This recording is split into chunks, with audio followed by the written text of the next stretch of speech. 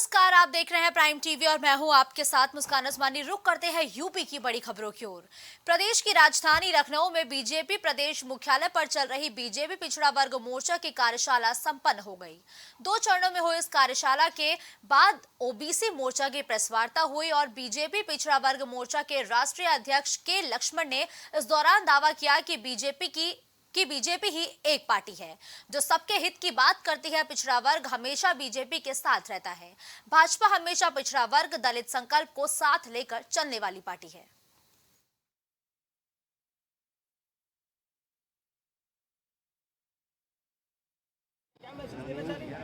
देखिए, पंडित दीनदयाल उपाध्याय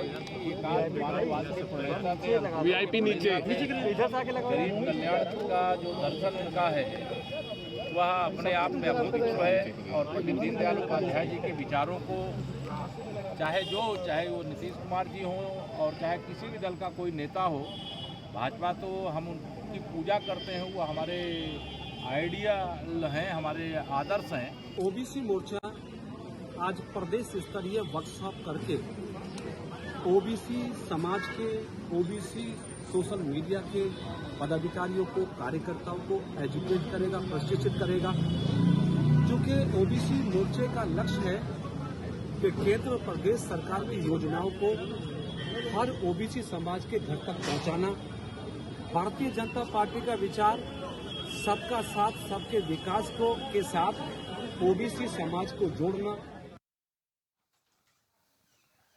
देश भर के 21 बड़े शहरों में आज कांग्रेस की महिला नेताओं की तरफ से प्रेस कॉन्फ्रेंस की गई। राजधानी लखनऊ में कांग्रेस की वरिष्ठ नेत्री सुप्रिया श्रीनेत ने प्रेस कॉन्फ्रेंस की। उन्होंने महिला आरक्षण समेत अडानी मामले पर अपना पक्ष रखा। उन्होंने महिला आरक्षण बिल को झुनझुना बताया। उन्होंने कहा कि देश की आधी आबादी को हक दिलाना ऐसा प्रतीत होता है कि बस थाली सजाई गई है। सुप्रिया श्रीनेत ने आगे कहा कि लखनऊ वासी ठग्गों के लड्डू को जानते हैं और बीजेपी की भी यही टैगलाइन है, ऐसा कोई सगा नहीं जिसको बीजेपी ने ठगा नहीं। केंद्र सरकार पर हमला बोलते हुए उन्होंने कहा कि महिला आरक्षण का इंतजार अभी बना रहेगा। गृह मंत्री कह रहे हैं कि महिला आरक्षण बिल 2029 तक लागू होगा। कांग्रेस नेता ने कहा कि लगता है बीजेपी ने महिलाओं की इंटेलिजेंस को बहुत कम तोला है। अगर महिला आरक्षण की प्रतिबद्धता होती तो तत्काल लागू होना चाहिए।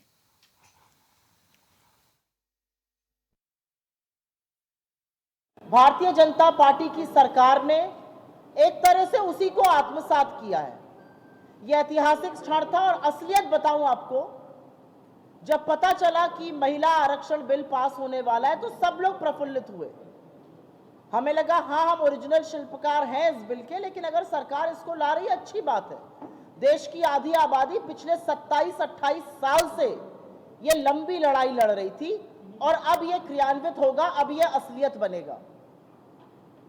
लेकिन आज देश की आधी आबादी अपने आप को ठगा महसूस कर रही है, क्योंकि सरकार ने यह बिल लाई, हम सब ने साथ मिलकर इस ऐतिहासिक बिल को पास भी किया। लेकिन असलियत यह है कि जो 2 कंडीशन सरकार ने इस बिल पर लगाई, उससे महिलाओं का जो इंतजार है महिला आरक्षण का, वो अभी बढ़ा रहेगा। अभी किसी को नहीं पता वो कब लागू होगा। और अगर सरकार के गृह मंत्री को सुनिए तो 2029 तक होगा। अगर सरकार के बाकी मंत्रियों और उनके सांसदों की बात जो संसद में कही है सुनी जाए तो ये 2039 से पहले, 2039 से पहले लागू होने वाला नहीं है। राजधानी लखनऊ में भारतीय किसान यूनियन अराजनैतिक के राष्ट्रीय अध्यक्ष राजेश सिंह चौहान और प्रदेश अध्यक्ष हरनाम वर्मा की अगुवाई में महापंचायत का आयोजन किया गया। इको गार्डन में हुई महापंचायत में प्रदेश भर के हजारों किसानों ने शिरकत की है। किसान नेताओं का कहना है कि विधानसभा चुनाव में किसानों से कई बड़े वादे किए गए थे। सत्ता में दोबारा वापसी किए 6 साल से ऊपर हो गए, मगर अब तक किसानों के साथ बस धोखा ही हुआ है। बीकेयू अराजनैतिक के राष्ट्रीय अध्यक्ष राजेश सिंह चौहान ने कहा कि ना किसानों को आवारा पशुओं से निजात मिली है और ना ही किसानों की आय अभी तक दोगुनी हुई है। अभी वक्त है किसानों की समस्याओं को सुना जाए, वरना हम हर स्तर पर बात करने के लिए तैयार हैं और अगर हमारी बातें नहीं मानी जाएंगी तो हम प्रदेश की दशा दिशा तय करने वाली विधानसभा का घेराव भी करेंगे। राजधानी लखनऊ के इको गार्डन में भारतीय किसान यूनियन और राजनीतिक के पदाधिकारी आज महापंचायत कर रहे हैं। अपनी विभिन्न मांगों को लेकर लखनऊ पहुंचे हैं। अगर बात की जाए तो प्रदेश के तमाम किसानों की समस्याओं को लेकर आज ये महापंचायत रखी गई है, जिसमें आप देख सकते हैं मंच पर कि भारतीय किसान यूनियन के राष्ट्रीय अध्यक्ष राजेश सिंह चौहान, प्रदेश अध्यक्ष हरनाम वर्मा समेत प्रदेश के 75 जिलों से पदाधिकारी आए हुए हैं। हम भारतीय किसान यूनियन के राष्ट्रीय अध्यक्ष राजेश सिंह चौहान के पास चलते हैं। अध्यक्ष जी, आज एक महाजुटान देखने को मिल रहा है, इसका उद्देश्य क्या है? किन समस्याओं को लेकर पहुंचे हैं किसानों की? समस्या किसानों की बहुत है। समस्या गिनाई जाए तो रामायण कम हो जाएगी और सरकारें सुनने को तैयार नहीं। हम सरकार को मजबूती के साथ सुनाने आए हैं। आज आप देखिए कि यहाँ बिजली की घोषणा की गई थी माफ़ी की, आज कहीं बिजली बिल की माफ़ी नहीं है। आप 2022 विधानसभा चुनाव के दौरान जो मैनिफेस्टो जारी किया उसकी बात कर रहे हैं? हाँ, जो सरकार ने मैनिफेस्टो जारी किया था उसको लागू करे। गन्ना मूल का रेट विगत कई वर्षों से बढ़ाया नहीं गया, उसे बढ़ाकर 450 रुपये पर क्विंटल किया जाए। और जो बकाया है, जो कोर्ट का आदेश है, हाई कोर्ट का आदेश है कि 14 दिन में अगर भुगतान मिल नहीं करती तो ब्याज सहित उसे वापस कराया जाए। आज अन्ना पशुओं की इतनी बड़ी समस्या है देश के अंदर, प्रदेश के अंदर, कि हमारा किसान अगर 10 मिनट को खेत छोड़ता है तो खेत उसका चट हो जाए। ऐसी तमाम समस्याओं को लेकर मैं मुख्यमंत्री जी से सीधे बात करूंगा। अगर मुख्यमंत्री जी बात करने को तैयार नहीं होते तो मैं यहाँ से सीधे कूच करूंगा।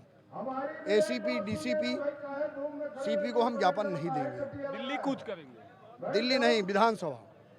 सीधे दिल्ली क्यों कूच करेंगे? विधानसभा है यहाँ और लोग लखनऊ की समस्या है। लखनऊ के द्वारा घोषणा की गई बिल माफी की, इन समेत तमाम सत्य कल कहा गया था किसानों के लिए सिंचाई के लिए उनके मुफ्त बिजली दी जाएगी नलकूप के लिए, अब तक नहीं किया गया। इसको लेकर भी क्या आप मांग करेंगे? इसी के लिए हम आए हैं। मेन मुख्य मांग मेरी है कि बिजली हमको फ्री दी गई है वो हमें दी जाए। घोषणा है सरकार की तो हमें फ्री दी जाए और आवारा पशुओं से किसानों को निजात दिलाया जाए। आलू के स्टोरेज में भाला मनमानी तौर से स्टोर का मालिक बढ़ा रहा है, इसे रोका जाए, सरकार इसे अपने कंट्रोल में ले। बिजली 18 घंटा घोषित है तो गांव को 18 घंटा दी जाए, ये नहीं कि 7-8 घंटे 9 घंटे देके फ्री कर दी जाए। इन तमाम 11 सूत्री मांगों को लेकर हम यहाँ आए। जी, केंद्र सरकार कह रही है कि किसानों की आय दुगनी हुई है, इसको लेकर आप क्या सोचते हैं? किसानों की आय दुगनी नहीं हुई। केंद्र सरकार झूठी बात करती है और हम सरकार के इस बयान का पूरी तरह विरोध करते हैं। अभी किसान दुगनी आय से बहुत दूर है। दुगनी आय करोगे हम स्वागत करेंगे, दुगनी आय नहीं, गलत बात। अगर बात की जाए तो आप किसानों की बात करते हैं, जो किसानी में खर्च आता है, क्या किसान वो अपनी लागत निकाल पाता है? मुनाफा क्या होता है? अगर किसान मुनाफा कमाता तो हमारे या किसी के बुलाने से यहाँ लखनऊ में लाखों किसान कैसे आ जाता? किसान परेशान है, ये अपनी परेशानी लेके आए हैं। राजेश चौहान को के बुलाने पे नहीं आए, इसकी समस्या है। ये अपनी समस्या के समाधान के लिए हमारे ऊपर विश्वास करके, हमारी टीम को विश्वास करके ये लखनऊ आया। आज आप देख रहे हैं, उस दिन भी आपने देखा होगा एक किसान संगठन यहाँ आया था। अब मैं किसी का नाम नहीं लूँगा, मगर उसकी भीड़ हमारी भीड़ देख रहे होंगे, है कोई फर्क? आप बताओ, हमारी भीड़ ज़्यादा है कि किसकी भीड़ ज़्यादा है? किसान किसके साथ है? किसान ईमानदारी के साथ है। किसान विपक्ष के चेहरे के साथ नहीं, न सरकार के साथ। किसान उसके साथ है जो किसान की बात करता है, किसान की समस्या का जो समाधान करता है। अध्यक्ष जी, अगर बात की जाए तो आपके प्रदेश अध्यक्ष हैं उत्तर प्रदेश के हरनाम वर्मा, उनके फोटो को सरकार कहीं ना कहीं किसानों की आय दुगनी वाले पोस्टर में लगा के चला रही है। छत्तीसगढ़ अपना जो चुनावी मैनिफेस्टो तैयार किया छत्तीसगढ़ सरकार की तरफ से, कांग्रेस सरकार की तरफ से, उसमें भी आपके प्रदेश अध्यक्ष की फोटो लगाई है, उस पर आपका क्या सोचना है? उसमें कोई टिप्पणी नहीं है। हरनाम वर्मा एक किसान है, किसान का बेटा है, खेत पे काम करता है, खेत में काम करते हुए उसकी फोटो वायरल हुई। प्रदेश के मुख्यमंत्री या छत्तीसगढ़ के मुख्यमंत्री जी किसानों की फोटो लगाते रहते हैं, उसमें हरनाम की लगा दिया होगा। उन्हें पता नहीं होगा कि हरनाम वर्मा ये राजनीतिक अध्यक्ष है। तो हमारा इसको सही मानते हैं? गलत किसी की फोटो लग सकती है, हमारी कोई फोटो लगा दे, हम किसान हैं तो उसमें कोई बुराई नहीं, कोई गलत नहीं है। भाई किसान है, सूचना विभाग ने फोटो छांटी होगी, ये फोटो इसकी अच्छी लगी होगी, लगा दिया होगा। हमसे बात करने के लिए तो हमारे साथ भारतीय किसान यूनियन और राजनीतिक के अध्यक्ष राजेश सिंह चौहान थे, जिनका साफ तौर पे कहना है कि किसानों की समस्याओं को लेकर आज राजधानी लखनऊ में हम कूच किए हैं और आने वाले दिनों में अगर हमारी मांगों को नहीं माना जाता है तो हम राजधानी स्थित विधानसभा का भी घेराव करेंगे। वीडियो जर्नलिस्ट विजय के साथ मैं विभांशु, प्राइम टीवी लखनऊ। खबर संभल से है, जहां सपा नेता और पूर्व सांसद धर्मेंद्र यादव ने बूथ कमेटी की समीक्षा की है। इस दौरान सपा कार्यकर्ताओं ने उनका बेहद ही गर्मजोशी के साथ स्वागत किया। बैठक के बाद उन्होंने बताया कि 2024 की तैयारी और हर बूथ पर वोट बढ़ाने की अपील कार्यकर्ताओं से की है। धर्मेंद्र यादव ने दावा किया कि इंडिया गठबंधन 2024 में 100% एनडीए पर भारी पड़ेगा। अमरोहा सांसद दानिश अली पर बीजेपी सांसद रमेश बिधूड़ी की आपत्तिजनक टिप्पणी पर धर्मेंद्र यादव ने कहा कि ये बिधूड़ी की नहीं बीजेपी की सोच है। उन्होंने कहा कि ये दानिश अली का ही नहीं, अल्पसंख्यक, पिछड़े, दलित सभी का अपमान है। आगे उन्होंने कहा कि 2024 में बदायूं लोकसभा सीट पर जनता नेताजी को सच्ची श्रद्धांजलि देने के लिए वोट देगी। ये चुनाव की तैयारी की एक शुरुआत है। भारत निर्वाचन आयोग ने चूंकि वोटर बनाने की तारीख निर्धारित कर दी है, उसी सिलसिले में अपने साथियों को सुझाव और ट्रेनिंग देने का काम पार्टी का अभियान माननीय राष्ट्रीय अध्यक्ष जी के निर्देश पर चल रहा है। उसी सिलसिले में आज के दौर में को लेकर के एनडीए का कहना है कि इंडिया के पास कुछ भी नहीं है और पिछली बार से ज्यादा सीटें जो है इस बार एनडीए जीतेगा। देखिए, कौन क्या कह रहा है, कहने के चीजों पे नहीं जाते हैं। ये अधिकार देश के जनमानस का है, जनता का है, और देश की जनता पूरी तरह से भाजपा से खिलाफ है। राजधानी लखनऊ के इटौंजा थाना क्षेत्र के रेलवे स्टेशन रोड पर आज मां बेटी से 5,000 रुपए नकदी और 1.5 लाख रुपए के जेवर लूट लिए गए। मां बेटी के साथ हुई टप्पेबाजी की पुलिस से शिकायत की गई है, लेकिन इसके बावजूद पुलिस ने अभी तक कोई कार्रवाई नहीं की है। इटौंजा इंस्पेक्टर थाने को संभाल नहीं पा रहे। इटौंजा क्षेत्र में अक्सर टप्पेबाजी की खबरें सामने आती हैं। पुलिस मौके पर खाना पूर्ति करने में बस लगी हुई है। मामला ये, हम और मम्मी दोनों लोग जा रहे थे। मेरा भाई एक हफ्ते से एडमिट है इंटरगल कॉलेज में, मेडिकल कॉलेज में। उसके किडनी में, लीवर में, हर चीज में उसके जो है स्टोन है, पथरी जी। उसकी हालत बहुत सीरियस है। तो मम्मी ने परसों शनिवार के दिन बैंक से पैसा भी निकाला था। तो हम लोग जा रहे थे, 5,000 रुपया था और मम्मी जेवर पहनी थी। मम्मी ने कहा था अगर किसी चीज़ की ज़रूरत लगेगी तो वो वहाँ पे दे देंगे, भाई का इलाज अच्छा हो जाएगा। तो हम लोग जा रहे थे यहीं पे सामुदायिक स्वास्थ्य केंद्र के सामने, जहाँ पे फल के ठेले लगते हैं कोने पे, वहाँ पे हम लोगों को एक आदमी ने रोका। पहले वो मोटा आदमी था, ठीक है, उसने रोका। तो हम लोगों ने कहा हमारे पास टाइम नहीं, हम जा रहे हैं, हमारे भाई का भाई एडमिट है, उसको देखने जा रहे हैं, हालत सीरियस है। तो जब उसने कहा अरे रुकिए तो बहन जी, माँ जी रुकिए, तो ये सब करके रोका। फिर दूसरा लड़का आया, वो जवान था, ज़्यादा एज नहीं थी उसकी, उसने रोका, वो बात करने लगा। फिर उसके बाद तीसरा आया, जो दूसरा आया था वो मोटरसाइकिल से था। इसके बाद तीसरा आया, वो बात करने लगा। फिर उसने पता नहीं क्या किया, मंत्र पड़ा, क्या किया, हम लोग का माइंड बिल्कुल डाइवर्ट हो गया था। और मम्मी से कहा कि आप किनारे चलिए, यहाँ पे कबाब पराठा बिकता है, आशीष होटल कबाब पराठा वाले, वहाँ पे हम लोग गए। वहाँ से मम्मी से कहा साड़ी ओढ़िए, वहाँ से जो है मम्मी का सारा जेवर निकला लिया, ज़बरदस्ती की जेवर दीजिए, आपका सब कुछ अच्छा हो जाएगा। मेरी अंगूठी भी ले ली और जो पैसा था वो भी ले लिया, और बैग में मेरे मम्मी के पत्थर रख के दे दिया कागज में।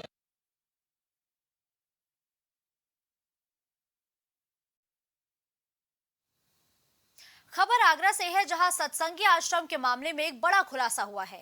डीसीपी सिटी ऑफिस पहुंची सत्संगी महिला ने यह बड़ा दावा किया है कि महिला के मुताबिक सत्संगी कैंप में बच्चियों को घातक ट्रेनिंग दी जा रही है। उन्हें लाठी चलाने से लेकर हथियार चलाने तक की ट्रेनिंग दी जाती है। महिला ने बताया कि कैंप के अंदर कई सत्संगियों की हत्याएं भी हो चुकी हैं। हत्या के बाद यमुना किनारे रोड पर उनके शव को दफनाया गया है।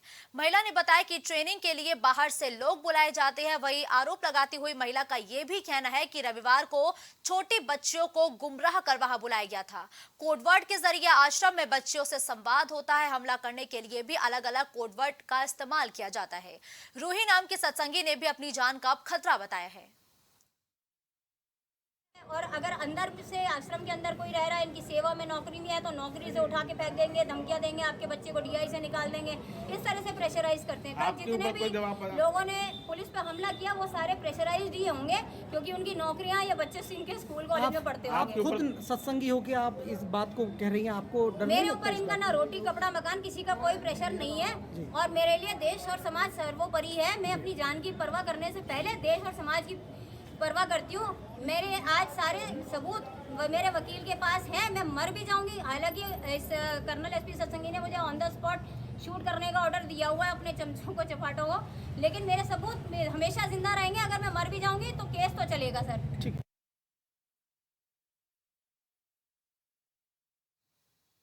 अगली खबर हरदोई से है, जहां हरियावा थाना क्षेत्र में तैनात एक दारोगा को आज एंटी करप्शन टीम ने 10,000 की रिश्वत लेते रंगे हाथों गिरफ्तार कर लिया। आरोपी सब इंस्पेक्टर राम आशीष ने विवेचना में एक आरोपी का नाम निकालने के लिए 10,000 रुपए की मांग की थी, जबकि हरियावा थाने के गुलरिया गांव के इकबाल ने बताया कि गांव के ही मोमिना के साथ उसकी मां फिरोजा का झगड़ा हुआ था। बकरी के विवाद को लेकर दोनों लोग झगड़ गए थे, जिसके बाद मोमिना ने एनसीआर 12 अगस्त को दर्ज कराई थी। इकबाल ने बताया कि घटना के रोज वो हरियाणा राज्य के सोनीपत जनपद में था, बावजूद इसके उसे आरोपी तक बना दिया गया। मामूली सी इस घटना में रचित दस्तावेजों से धारा 308 लगा दी गई। इकबाल ने बताया कि घटना की सूचना मिलने के बाद उसने लोकल पुलिस से संपर्क किया, लेकिन किसी ने उसकी एक न सुनी, जिसके बाद 21 सितंबर को उसने एंटी करप्शन विभाग को गोपनीय सूचना देकर विवेचनाधिकारी रामाशीष सिंह द्वारा 20,000 की मांग किए जाने और मुकदमे से उसका नाम निकाले जाने की बात कही है। इसके बाद एंटी करप्शन की टीम वहां पहुंची, जिसके बाद दारोगा को रंगे हाथों एंटी करप्शन टीम ने गिरफ्तार किया है। मेरे परिवार के साथ मैं हरियाणा में काम कर रहा था। सामने देख के बताओ। इसकी जानकारी जब मुझे मिली तो मैं वहाँ से आया। यहाँ डॉक्टर ने मुझसे कहा पैसे दो, तुम्हारा भी मेडिकल संगीन धाराओं में कर दूँ। मैंने पैसे देने से इनकार कर दिया। विपक्षी का पैसा लेकर संगीन धाराओं में मेडिकल हुआ, ये डेंजरी का। उससे ये 308 कायम हुई हमारे ऊपर। जब हम रमा आशीष साहब से मिले दरोगा जी से, इन्होंने हमसे कहा तुम भी रुपए दो, मैं तुम्हारे ऊपर 308 नहीं लगाऊंगा, हटा दूंगा। हमने कहा सर हमारे पास पैसे नहीं है। इन्होंने हमें बहुत परेशान किया। रोज़ आए दिन परेशान करते थे, उठा लेंगे, तुम्हें बहुत मारेंगे, घर पे जाते थे, तुम्हारा ट्रैक्टर खींच लेंगे, सब बताते थे। बहुत गाली गलौज किया इन्होंने।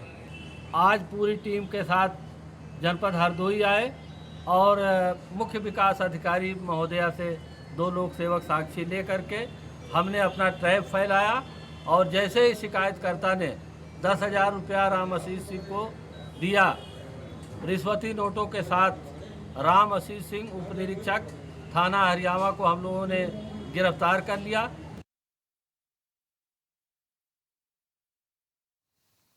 रुक करते हैं अगली खबर का, जहां प्रयागराज में एक महिला ने सराय ममरेज थाना क्षेत्र की जंघाई चौकी के इंचार्ज पर दुष्कर्म किए जाने का आरोप लगाया।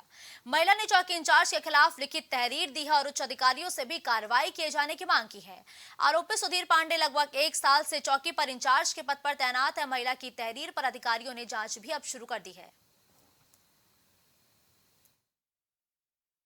वहाँ पे कहन आओ, हम जो फोन करता था उसे हम पकड़े हैं, चलो हम बताते हैं। ले गए हमें वहाँ गाड़ी पे ज़बरदस्ती खींच के हमें दुर्गागंज की तरफ ले गए। उसके बाद कोल्ड ड्रिंक पिलाए, उसके बाद हमें पता नहीं हमारा बलात्कार किए। बलात्कार करने के बाद हमें कहाँ ले गए, होश नहीं रहा, हमारे एकदम बेहोशी खाले में 4 लोग वहाँ पे मौजूद थे। अच्छा, वो चारों पुलिस वाले ही थे? हाँ। अच्छा, जब आपको ले जा रहे थे तो क्या कितने पुलिस वाले थे साथ में? उसमें 4 पुलिस वाले थे। हाँ। तो अच्छा, जब आप होश में आई हैं तो आप कहाँ पर थी? हम गौरा। अच्छा, गौरा दुर्गागंज। हाँ, गौरा दुर्गागंज। पेड़ तो में ग्रामीण भी। हाँ, पेड़ में क्या हुआ था? पेड़ में गाड़ी लड़ाई। ये कौन लड़ा था? ये सुधीर, वो सब गाड़ी चला वाले, हमें इतना होश नहीं रहा। ये क्या दारू भी पिए थे? हाँ, दारू भी सब। हाँ, बहुत नशे।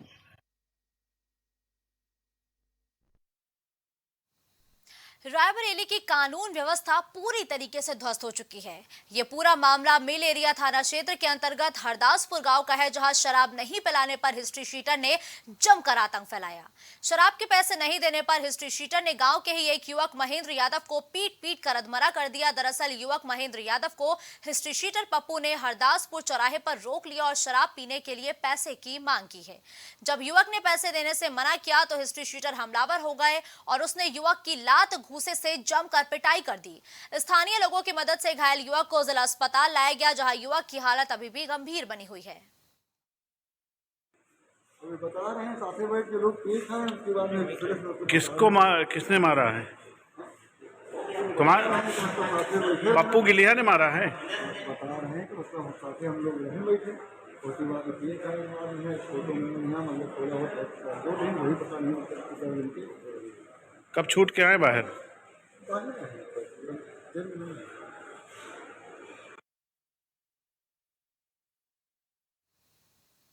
खबर प्रयागराज से है, जहां सराय इनायत थाना क्षेत्र के हनुमानगंज निवासी अनुज केसरवानी ने पुलिस पर गंभीर आरोप लगाए। उनका आरोप है कि बीती देर शाम विपक्षी शरद केसरवानी, संजीव केसरवानी और उनके परिवार के लगभग 20 से 25 लोग एकजुट होकर उनकी दुकान पहुंचे और दुकान को तोड़ने की धमकी देने लगे। मौके पर सराय इनायत थाना अध्यक्ष आशीष सिंह भी फोर्स लेकर पहुंचे और दुकान को हटाने को कहा। इस पर अनुज ने बताया कि उनका मामला हाईकोर्ट में चल रहा है और स्टे ऑर्डर भी है, लेकिन थाना अध्यक्ष ने उनकी एक नहीं सुनी और तत्काल दुकान हटाने को कहा। कारण पूछने पर उन्होंने कोई जवाब तक नहीं दिया और अपने पास जबरदस्ती बैठा लिया। इसके बाद विपक्षी गणों द्वारा गाली गलौज देते हुए मेरी दुकान के सामने जमकर तोड़फोड़ भी की। मेरे दुकान के सामानों को भी तोड़ा है। काउंटर के ऊपर खड़े थे और पुलिस प्रशासन भी साथ थी और बगल के लोग आए और हमारे काउंटर को हमला बोलने लगे। हमने मना किया इसको तोड़ो मत, हमारा आदमी हटा लेगा, लेकिन उन्होंने नहीं माना। गुंडेगर्दी के साथ थाने कौन तोड़ने लगा? कौन कौन? शरद केसरवानी, संजीव केसरवानी और गिरीश केसरवानी और ब्रिजेश केसरवानी और अन्यथा उनके परिवार के 200 लोग थे। अच्छा हाँ। तो वहाँ पर पुलिस मौके पे थी? पुलिस पूरे दल के साथ मौके पर थाने की गई। हाँ। हमने साहब से कहा साहब मेरा यहाँ स्टे है, अपने मकान के सामने रखे हैं, इन लोगों से मना कर दीजिए, मेरे काउंटर को क्षतिग्रस्त ना करें। लेकिन प्रशासन ने हमको कहा कि माता जी आप चुप रहिए, आप इससे मत आइए, जो कर रहे हैं करने दो। ये घटना रात की थी? आज 7 बजे की। हमारे घर के प्रांगण पे खुदाई चल रहा है सड़क का, तो PWD विभाग के अंतर्गत जो भी प्लेस आता है 110 फीट, उसके अंतर्गत हमने 4 से 5 फीट अपना काउंटर और अन्य लोगों ने गुमटी हटाई। तो उसके उपरांत जो हमारे विपक्षी दल हैं, शरद केसरवानी, मेवालाल कंपनी जितने भी सदस्य थे, शरद केसरवानी, हेमंत केसरवानी, संजीव केसरवानी, संदीप केसरवानी और अन्य लोग, ये सब लोग आए। सुबह अपना कोई सिस्टम बनाए, नहीं हो पा रहा, तो शाम को इन्होंने पूरी दल बल थाने के जितने भी थे थाना अध्यक्ष के साथ पूरे दल बल के साथ आए। तो ये लोग आते ही हमको पहले घेर लिया गया। इंस्पेक्टर साहब ने हमें रोक लिया कि तुम कहाँ जा रहे हो, चलो सब हटाओ। हमका सर अकेले से हटेगा नहीं, आप हमको समय दीजिए। फिलहाल हमारे पास हाई कोर्ट का स्टे है सर। वो बोले स्टे उसके कोई काम का नहीं है, हाई कोर्ट और कोई काम का नहीं है, तुम यहाँ से तुरंत हटाओ, नहीं बहुत बड़ा दिक्कत हो जाएगा तुम्हें। कहेंगे ठीक है, हमको मौका दीजिए। हमको फ़ोन करने नहीं दिया गया, छीन लिया जाएगा फ़ोन हमारा। उसके बाद हमको घेरा बना के बैठा लिया गया।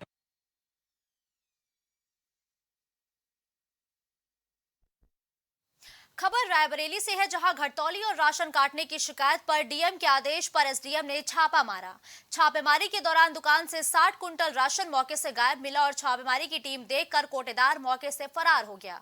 बाद में ग्रामीणों की मौजूदगी में टीम ने राशन जब्त कर जांच रिपोर्ट डीएम को सौंप दी है। आपको बता दें कि सलौन तहसील क्षेत्र के मटका गांव में ग्रामीणों ने कोटेदार पर घटतौली और राशन काटने का आरोप लगाया था। डीएम के निर्देश पर एसडीएम ने मौके पर पहुंचकर जांच करवाई तो कोटेदार के स्टॉक से 60 कुंटल राशन गायब मिला। जांच टीम जब दूसरे दिन बचा हुआ राशन जब्त करने पहुंची तो कोटेदार घर छोड़कर मौके से फरार हो गया। टीम ने बचा हुआ राशन जब्त कर उच्च अधिकारियों को जांच आख्या सौंप दी है। वहीं डीएम हर्षिता माथुर ने बताया कि जांच रिपोर्ट आई है, जल्द ही मामले में कार्रवाई की जाएगी।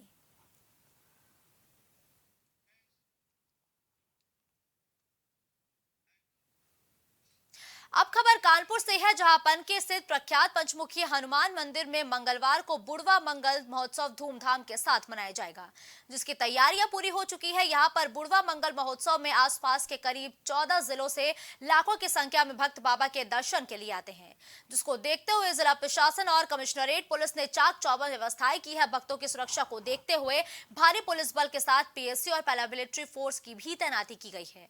इसके अलावा अव्यवस्था फैलने वालों पर भी कड़ी नजर रखकर कार्रवाई किए जाने की बात कही गई है। बता दें कि रात 12 बजे मंगला आरती के बाद भक्तों के लिए मंदिर के पट खोल दिए जाएंगे। कानपुर के प्राचीन मंदिर पंची हनुमान मंदिर, जहाँ पर बुढ़वा मंगल मनाया जाता है और लाखों भक्त यहाँ पर दर्शन करने आते हैं। वहीं हम बात करें प्रशासन के द्वारा यहाँ पर कई व्यवस्थाएँ की गई हैं और यहाँ ड्रोन कैमरे की नज़र से यहाँ पर निगरानी रखी जाएगी और आने जाने वाले भक्तों के लिए सारी सुविधाएँ की गई हैं। वहीं हम बात करेंगे पंची मंदिर हनुमान मंदिर के मान कानपुर के प्राचीन मंदिर हनुमान मंदिर के बारे में आइए हम जानते हैं। मान दीजिए क्या है यहाँ व्यवस्थाएँ, मंदिर क्या व्यवस्थाएँ हैं। जय सिया राम। मैं जितेंद्र दास, महंत पंची हनुमान मंदिर, सभी भाइयों को, बहनों को, माताओं को, बुजुर्गों को बुढ़वा मंगल की मंगल कामनाएं। हनुमान जी सभी को खुशी रखें, सुखी रखें। आगामी कल मंगलवार को बुढ़वा मंगल है और ये बुढ़वा मंगल की प्रथा हमारे यहाँ जब भीम को महाभारत काल में हनुमान जी ने दर्शन दिए थे और उनका सम्मान किया था और उन्हें वरदान दिया था, तो उस समय वृद्ध बानर के रूप में उनको दर्शन दिए थे। तो उस समय भादो मास था, उसका लास्ट मंगलवार था। तभी से जो है ये बुढ़वा मंगल की प्रथा चल रही है। तो शासन की तरफ से क्या व्यवस्थाएँ की गई हैं। हमारे यहाँ पनकी हनुमान मंदिर में विशेष रूप में बुढ़वा मंगल मनाया जाता है। यहाँ दूर दराज से आसपास के सभी क्षेत्रों के लाखों नागरिक आते हैं, उनका स्वागत करते हैं। आप जो आइए, यहाँ बाकायदा सारी व्यवस्थाएं आपके लिए आपके द्वारा की गई हैं।